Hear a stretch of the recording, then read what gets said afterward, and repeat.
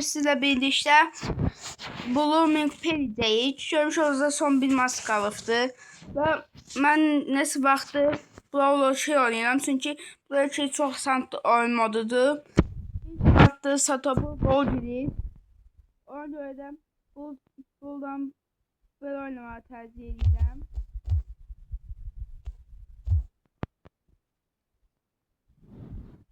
Çok zor atmamalıyım.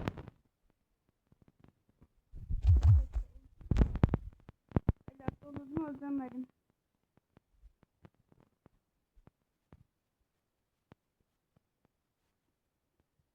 O zaman inşallah unutmadık.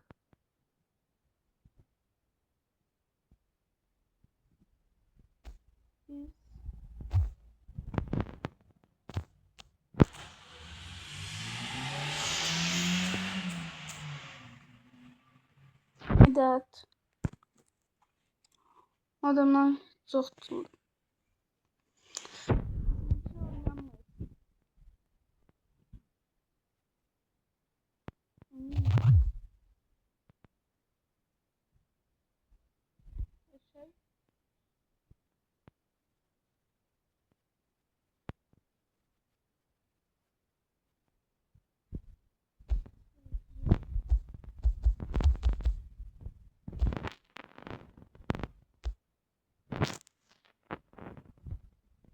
Yaşay.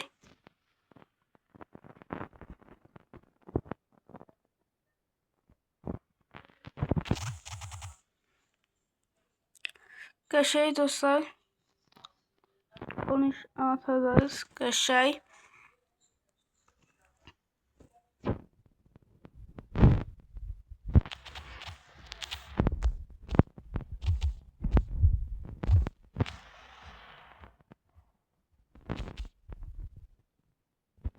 Mermin Peladik.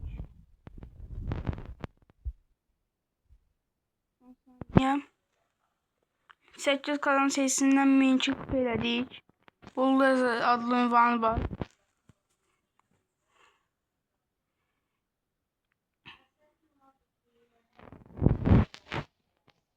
İşte boşluk tamamlandı. 19 PSC taktık. Dostlar, videomuz buraya kadar idi. Like ve abone olmayı yerden çıxartmayın. Hər dostlar. Və bu arada mən adım bəlkə dəyişməyi fikirləşirəm. Mən ad öneriləri verə bilərsiniz yorumlarda. Və keçən videoya bıraktığım linkdən mənim Minecraft hesabıma girib abone ola bilərsiniz. Hər dostlar, videoya abone olmağı yerdən çıxartmayın. Hələlik.